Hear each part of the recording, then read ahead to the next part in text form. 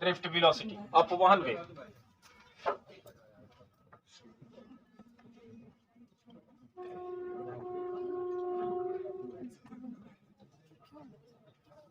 आओ, तुमको जगह दे रहे हैं, आओ, तुम आओ यहाँ।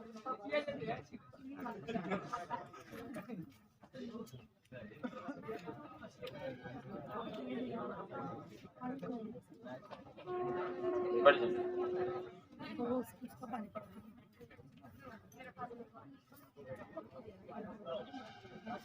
बैठ जाओ, बैठ जाओ। देखिएगा, हम तीनों के बारे में बताते हैं, ध्यान से सुनिएगा। हम पहले एक वायर जूम करके बनाते हैं।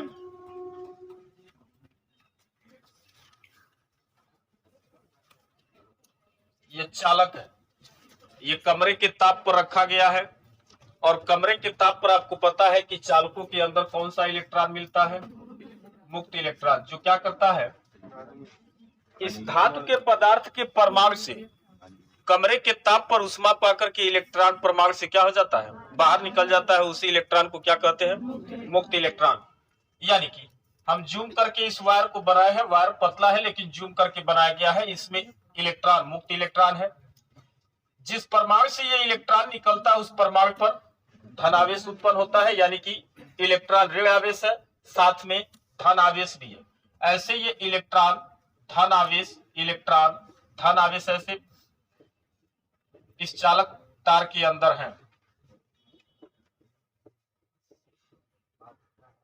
ठीक, और सुनिएगा, कमरे के ताप पर उष्मा पाकर के परमाणु से, ये आपको पता है परमाणु से मिलकर के पदार्थ बना है। हम कोई चालक पदार्थ लिए हैं, चालक का ये तार है, ठीक ना, धातु का। हम इसको जूम करके बनाए, इसके अंदर आपको धन आयन और इलेक्ट्रॉन दोनों दिख रहा है। इलेक्ट्रॉन कमरे के ताप पर उष्मा पाकर के परमाणु से बाहर निकलता है, तो उस परमाणु पर धन आवेश, जहां से एक इलेक्ट्रॉन की कमी होती है वहां एक धन आवेश उत्पन्न होता है, यानी कि परमाणु पर एक धन आवेश हो गया और इलेक्ट्रॉन उससे बाहर निकला है। तो बाहर निकलता है, सुनिएगा, पदार्थ ध्यान से समझेंगे आप बात। ये परमाणु की बनावट होती है। जो बाहरी कक्षा का इलेक्ट्रॉन होता है वो नाभिक से दुर्बल आकर्षण बल द्वारा बंधा रहता है, जो नजदीक रहता है वो प्रबल आकर्षण बल द्वारा बंधा रहता है। कमरे के ताप पर उष्मा पाकर के ये इलेक्ट्रॉन बाहर निकलता है। बाहर निकलता है तो परमाणु पर तुरंत धन आवेश उत्पन्न होता है, और ये इलेक्ट्रॉन उच्च ऊष्मीय वेग 10 की पावर 5 मीटर प्रति सेकेंड के वेग से अनियमित गति करता है। तो सुनिएगा, ये इलेक्ट्रॉन, जितने भी इलेक्ट्रॉन है, ठीक ना, जैसे बंद बर्तन में, अगर आप बर्तन बंद कर दीजिए, उसके अंदर आप गैस रखे हैं, तो जैसे गैस के अणु बंद बर्तन में अनियमित गति करते हैं, वैसे चालक पदार्थों के अंदर कमरे के ताप पर ये मुक्त इलेक्ट्रॉन भी क्या करते हैं, अनियमित गति करते हैं। तो इनको मुक्त इलेक्ट्रॉन के साथ साथ हम इसका एक नाम और देते हैं, इसे गैस इलेक्ट्रॉन भी कहते हैं, क्योंकि ये गैस के अणुओं की तरह व्यवहार करता है और अपने चालक पदार्थ के अंदर ये अनियमित गति करता है, ठीक ना। जब ये गति करता है तो ये बार बार, देखिए एकदम, इसको ऐसा नहीं है कि ये इंसान है ये देख के चल रहा है, ये अनियमित गति करते हुए बार बार ये स्थिर धनायनों से ये टकराता है। किसी भी इलेक्ट्रॉन द्वारा दो क्रमागत, यानी कि क्रम से लगातार दो टक्कर, क्रमागत दो टक्करों के बीच, मान लीजिए ये इलेक्ट्रॉन है, पहले इस धनायन से टकराया, टकराने के बाद इधर आया, गति की दिशा बदल गई, फिर इससे आके ये टकराया है, यानी कि किसी इलेक्ट्रॉन द्वारा दो क्रमागत टक्करों के बीच चली गई दूरी को ही इलेक्ट्रॉनों का माध्य मुक्त पथ कहते हैं। ये कब का कंडीशन है? अभी सिर्फ हम वायर बनाए हैं, इस पर हम कोई बैटरी नहीं लगाए हैं, अभी इसमें धारा का प्रवाह नहीं हो रहा है, और इस चालक तार के अंदर, अरे बैठ जा यार, तुम लोग डिस्टर्ब करते हो यार, बैठ जा, दंत बैठ जा भैया। इस चालक पदार्थ के अंदर ये इलेक्ट्रॉन गैस के अणुओं की तरह व्यवहार करते हैं, और ये अनियमित गति करता है। किस वेग से? तो हम बताए कि 10 की पावर 5 मीटर पर सेकेंड, इसको हम ऊष्मीय वेग बोलते हैं, ठीक ना। जब ये क्या करता है, परमाणु से बाहर निकलता है ऊर्जा पा करके, तो ये पूरा बौखलाहट के साथ 10 की पावर 5 मीटर पर सेकेंड के उच्च ऊष्मीय वेग से इस पदार्थ के अंदर, चालक पदार्थ के अंदर अनियमित गति करता है। गति करते हुए किसी भी इलेक्ट्रॉन द्वारा स्थिर धन आयन से लगातार दो क्रमागत टक्कर के बीच चली गई दूरी को ही इलेक्ट्रॉनों का हम क्या कहते हैं, माध्य मुक्त पथ उसको बोला जाता है। और जब ये टकराता है, दो क्रमागत टक्कर यानी कि क्रम से लगातार दो टक्कर, एक बार इससे टकराया एक बार इससे टकराया, तो जो औसत दूरी आएगी उसी को इलेक्ट्रॉनों का क्या कहते हैं, माध्य मुक्त पथ कहते हैं। और जब ये टकरा रहा था तो कुछ समय लग रहा था, उस समय को ही इलेक्ट्रॉनों का क्या कहते हैं, श्रांति काल कहते हैं। और सुनिएगा, ये अनियमित तरीके से, एक ऐसा नहीं है कि सिर्फ एक इलेक्ट्रॉन, ये जितने भी इलेक्ट्रॉन है सब अनियमित वेग से, सॉरी अनियमित दिशा में ये चारों ओर आपस में क्या करते हैं, मोशन करते रहते हैं, गति करते रहते हैं, जिसका वेग कितना है, 10 की पावर 5 मीटर पर सेकेंड है। सुनिएगा, अगर हम इस तार पर एक पॉइंट बनाए, बात समझिए आप लोग ध्यान से, अब यहां एक पॉइंट बना रहे हैं, अगर जितना इलेक्ट्रॉन बाएं से दाएं जाता है उतने ही इलेक्ट्रॉन दाएं से बाएं आ जाते हैं, यानी कि इलेक्ट्रॉनों का नेट प्रवाह क्या होता है, शून्य होता है। नेट प्रवाह शून्य होता है, किसी भी दिशा में इलेक्ट्रॉनों का कोई प्रवाह नहीं होता है। अगर ये इलेक्ट्रॉन एक दिशा में किसी तरफ प्रवाहित हो जाएंगे तब तो आवेशों का प्रवाह हो जाएगा, और आवेशों का प्रवाह होगा तो तुरंत वैद्युत धारा प्रवाहित होगी। देखिए, वैद्युत धारा का डिफिनीशन बताए थे आपको, तो कहे थे कि आवेश प्रवाह की दर को ही वैद्युत धारा कहते हैं। हम बोले कि देखिए, वास्तव में किसी भी चालक तार में आवेश प्रवाहित होता है, धारा तो सिर्फ एक नाम दिया गया है, वास्तव में उसके अंदर क्या प्रवाहित होता है, आवेश। और चालकों के अंदर ही मुक्त इलेक्ट्रॉन उपस्थित होता है, और मुक्त इलेक्ट्रॉन एक प्रकार का आवेश है, और ये आवेश जब प्रवाहित होता है तो चालक तार में वैद्युत धारा प्रवाहित। अभी हम क्या किए हैं, अभी हम आपको बता रहे हैं कि बिना बैटरी लगाए धारा का प्रवाह क्यों नहीं होता है। तो आप कहेंगे, देखिए वही बात हम बता रहे हैं, बिना बैटरी लगाए इस चालक तार में धारा क्यों नहीं प्रवाहित होगी। तो हम कहेंगे कि इस चालक तार के अंदर जितने भी इलेक्ट्रॉन होते हैं ये बंद बर्तन में गैस के अणुओं की तरह व्यवहार करते हैं, अर्थात ये अनियमित गति करते हैं, ठीक ना।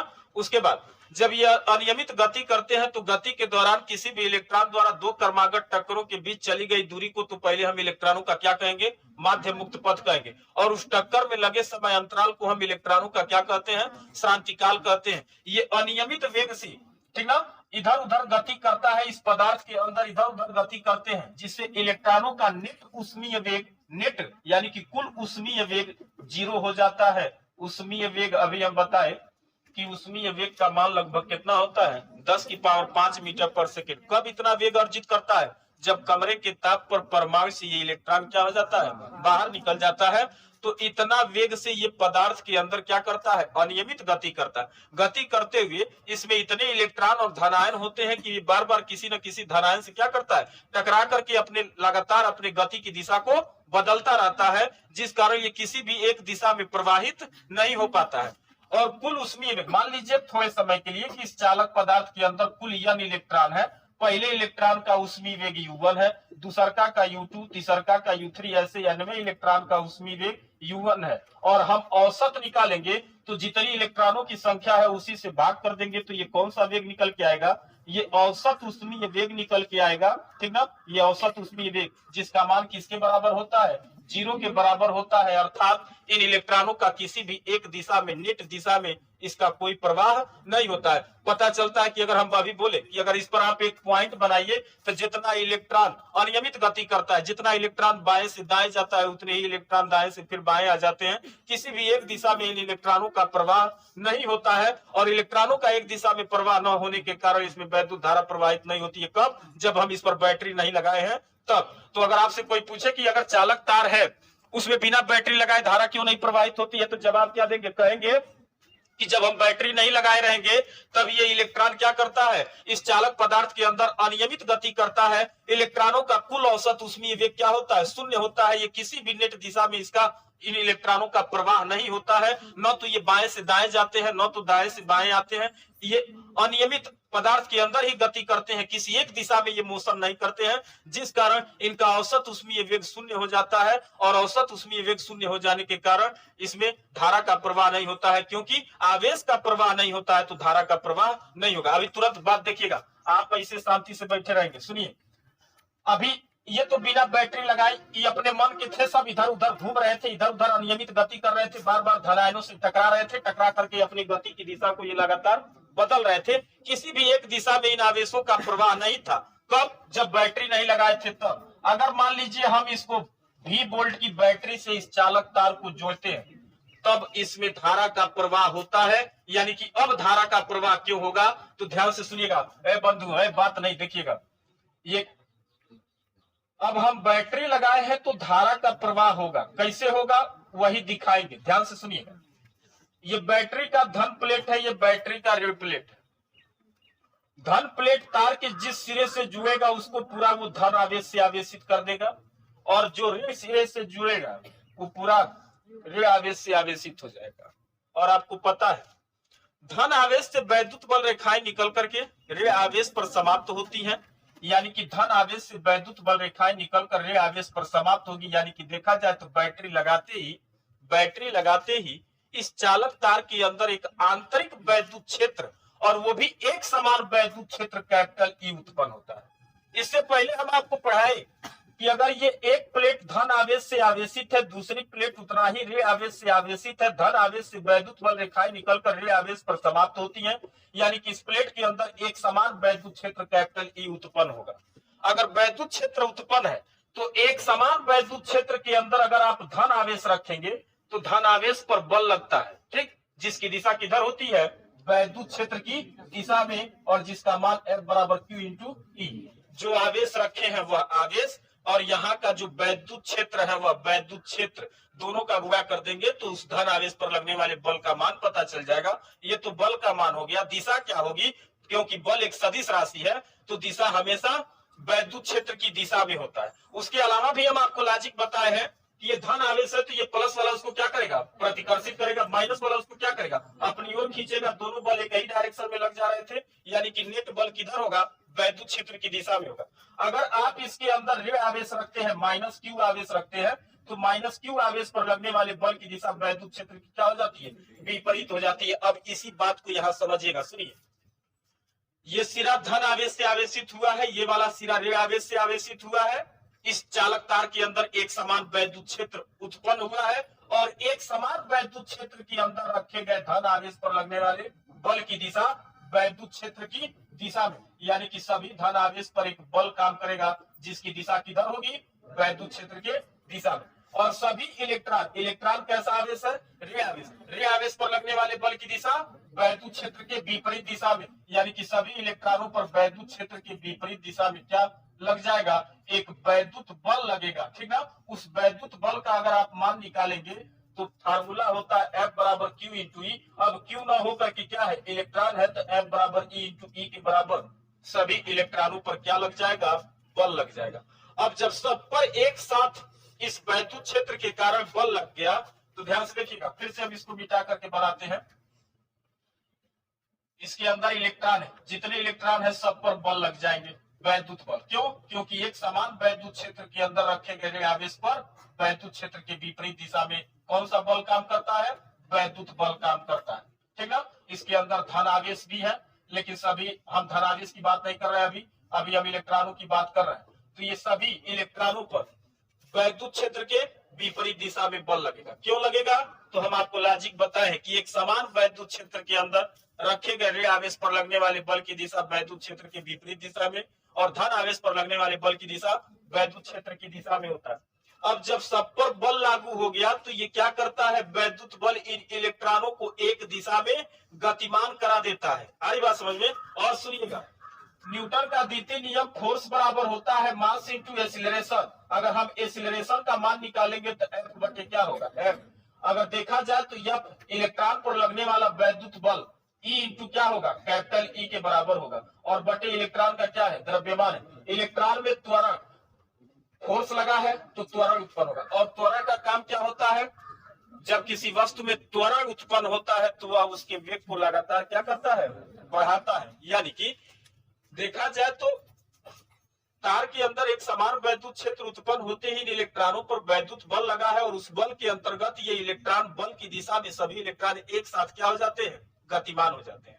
लेकिन इनके पास त्वरण होते हुए भी इनके वेग में वृद्धि नहीं होती है, जबकि नियम तो ये कहता है कि अगर किसी वस्तु के पास त्वरण है तो उसके वेग में लगातार वृद्धि होना चाहिए। लेकिन यहाँ इलेक्ट्रॉनों के पास त्वरण होने के बावजूद भी इनके वेग में वृद्धि नहीं हो पाती है। लॉजिक क्या है कि जैसे ही अभी देखिएगा, ऐसे कल्पना करिए, ये अभी तुरंत पोजीशन बनाया है एकदम तेजी से चलने के लिए, अभी जैसे स्पीड बढ़ाएगा तब तक जाकर के रास्ते में धन आयन से टकरा जाता है।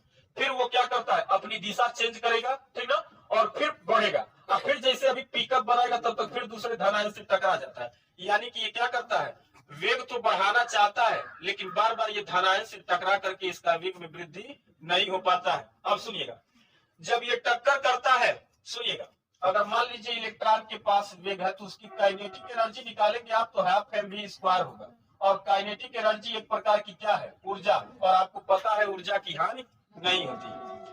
लेकिन जब ये टकराएगा धन आयन से तो टकराने के बाद इसका वेग क्या हो जाएगा, कम हो जाएगा। वेग कम होगा तो उसकी गतिज ऊर्जा में क्या आ जाएगी, कमी आ जाएगी। यानी कि गतिज ऊर्जा गया कहाँ, ठीक ना। यानी कि देखा जाए तो एक तरह से यहाँ ऊर्जा की हानि हो रही थी। ये क्या कर रहा था, अच्छा एक बात और सुनिए, आप बैटरी लगा देते हैं किसी परिपथ में तो क्या बैटरी डिस्चार्ज नहीं होती है।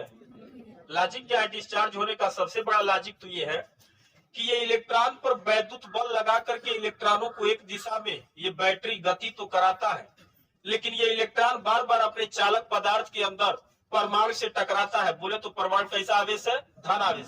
धन आयन से टकरा करके बार बार जो बैटरी से ऊर्जा लेता है, ठीक ना, उस ऊर्जा का ये क्या करता है, हानि करता है। किससे, अपने पदार्थ के अंदर परमाणु से टकरा करके।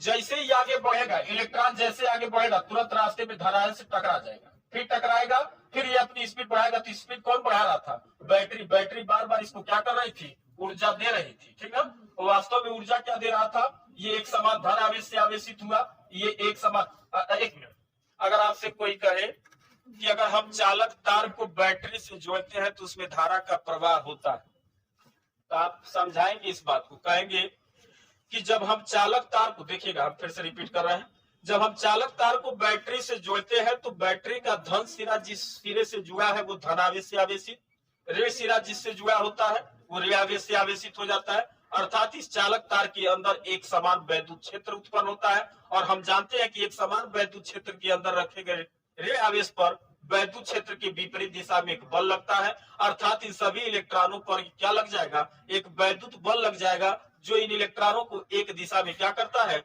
गतिमान कराता है। जब ये नियत वेग से चलने लगते हैं, गति करने लगते हैं, तो उस वेग को ही हम अपवहन वेग कहते हैं। अपवहन, ड्रिफ्ट वेलोसिटी। यानी कि जब इस वेग से इलेक्ट्रॉन चलता है, किस वेग से, अपवहन वेग से। अपवहन वेग कब आता है, बैटरी लगाने के बाद वैद्युत बल के कारण जब ये मोशन करता है तो उस गति को ये क्या कहते हैं, अपवहन वेग। और इस अपवहन वेग का मान 10 की पावर -4 मीटर प्रति सेकेंड होता है। सुनिएगा, उसमें वेग इसका कितना था, 10 की पावर 5 मीटर प्रति सेकेंड था, और अपवहन वेग कितना हो गया है, 10 की पावर -4 मीटर पर सेकेंड। मतलब ये तो सुनिए, ये तो पहले से उसके पास था 10 की पावर, जब ये परमाणु से अलग हुआ था तो इतना वेग तो पहले से इलेक्ट्रॉन के पास था। और जब हम बैटरी लगा दी है तो इतना वेग में और क्या हो गई है, वृद्धि हो गई है। और जब दोनों को जोड़ देंगे तो उस वेग से ये इलेक्ट्रॉन क्या करने लगता है, मोशन करने लगता है। अर्थात इलेक्ट्रॉन एक दिशा में प्रवाहित होने लगते हैं और इलेक्ट्रॉनों के प्रवाह की दिशा की विपरीत दिशा में इस चालक तार में क्या प्रवाहित होती है, वैद्युत धारा प्रवाहित होती है। तो अगर आपसे कोई पूछे कि इलेक्ट्रॉनों का, देखिए आप बहुत बार बोर्ड में पूछा हुआ क्वेश्चन है, इलेक्ट्रॉनों का अपवहन वेग के अलावा इसको हम एक नाम और देते हैं, इसको अनुगमन वेग भी कहते हैं। अनुगमन वेग, अनुगमन, या इसका एक नाम और है जिसे हम अपवाह वेग भी कहते हैं, ठीक ना। 3 नाम है, अनुगमन, अपवहन, अपवाह। ठीक, अगर आपसे कोई पूछे कि ये अनुगमन या अपवाह वेग क्या होता है तो आप कहेंगे कि जब हम किसी चालक तार को बैटरी से जोड़ते हैं तो बैटरी से जोड़ने के बाद इलेक्ट्रॉन पर वैद्युत बल लगता है। उस बल के कारण इलेक्ट्रॉन एक दिशा में गतिमान हो जाते हैं और जिस वेग से गति करने लगते हैं बैटरी लगाने पर इलेक्ट्रॉन चालक तार के अंदर, उस वेग को हम क्या कहते हैं, अपवहन अथवा अनुगमन वेग कहते हैं, ठीक ना। ड्रिफ्ट वेलोसिटी, अनुगमन वेग का बहुत इंपॉर्टेंट रोल है। इसे VD से प्रदर्शित करते हैं। VD बोले तो D मतलब ड्रिफ्ट और V मतलब वेलोसिटी। ड्रिफ्ट वेलोसिटी मतलब अनुगमन वेग, ठीक ना। जब आप ओम के नियम को प्रूफ करेंगे तो इस सब का जरूरत पड़ेगा, श्रांतिकाल का भी जरूरत पड़ेगा, औसत वेग का भी जरूरत पड़ेगा, अनुगमन वेग का भी जरूरत पड़ेगा, इसलिए इसको हम पढ़ रहे हैं, ठीक ना। तो पहले बैटरी नहीं लगी थी तो धारा का प्रवाह क्यों नहीं हो रहा था, तो कहेंगे किसी भी नेट दिशा में इलेक्ट्रॉनों का कोई प्रवाह नहीं था। ये सब अनियमित गति कर रहे थे, किसी भी एक दिशा में ये इलेक्ट्रॉन बोले तो आवेश प्रवाहित नहीं हो रहा था, और जब तक आवेश प्रवाहित नहीं होगा तब तक वैद्युत धारा का प्रवाह होगा क्या? नहीं। और जैसे ही बैटरी लगाएंगे, बैटरी लगाते ही देखिए ये कहानी है, बैटरी लगाएंगे तुरंत ये धन आवेश से आवेशित, ये ऋण आवेश से आवेशित, इसके अंदर एक समान वैद्युत क्षेत्र उत्पन्न होगा। उस एक समान वैद्युत क्षेत्र के कारण सभी इलेक्ट्रॉनों पर वैद्युत बल आरोपित हो जाएगा। इस वैद्युत बल के अंतर्गत ये इलेक्ट्रॉन एक दिशा में गतिमान हो जाते हैं। जिस वेग से ये गति करने लगते हैं उस वेग को हम क्या कहते हैं? अपवहन वेग कहते हैं। और इलेक्ट्रॉनों का प्रवाह हो गया, इलेक्ट्रॉन एक प्रकार का आवेश है, आवेश का प्रवाह हो गया, और आवेश प्रवाह की दर को ही क्या कहते हैं? वैद्युत धारा कहते हैं। अर्थात इस चालक तार में बैटरी लगाने पर वैद्युत धारा प्रवाहित होने लगेगी, ठीक ना। और इलेक्ट्रॉनों के चलने के विपरीत दिशा में धारा का प्रवाह होता है। अगर इलेक्ट्रॉन इस डायरेक्शन में बोले तो माइनस से प्लस की ओर इलेक्ट्रॉन गतिमान था, तो वैद्युत धारा का प्रवाह धन आवेश से ऋण आवेश की ओर, यानी कि इलेक्ट्रॉनों के चलने के विपरीत दिशा में धारा का प्रवाह होता है। इतना बात है, ठीक ना। बैटरी नहीं लगाए थे तो हम बोले कि जिस प्रकार बंद बर्तन में गैस के अणु अनियमित गति करते हैं, तो ये कोई इधर जाएगा कोई इधर जाएगा, ठीक ना। और ये धनायन से तब वो टकराता रहता है, लेकिन टकरा टकरा करके अपनी गति की दिशा को क्या करता है? बदलता रहता है, ठीक ना। ये किसी भी एक दिशा में प्रवाहित नहीं होता है। इस कारण नेट आवेशों का प्रवाह शून्य हो जाता है, तो वैद्युत धारा प्रवाहित नहीं होती। लेकिन बैटरी लगाते ही तुरंत इस पर क्या आरोपित हो जाता है? वैद्युत बल, और उस बल के अंतर्गत ये सभी इलेक्ट्रॉन एक दिशा में गतिमान हो जाते हैं, जिसके कारण इनके चलने के विपरीत दिशा में धारा का प्रवाह होता है। यही बात लिखना है।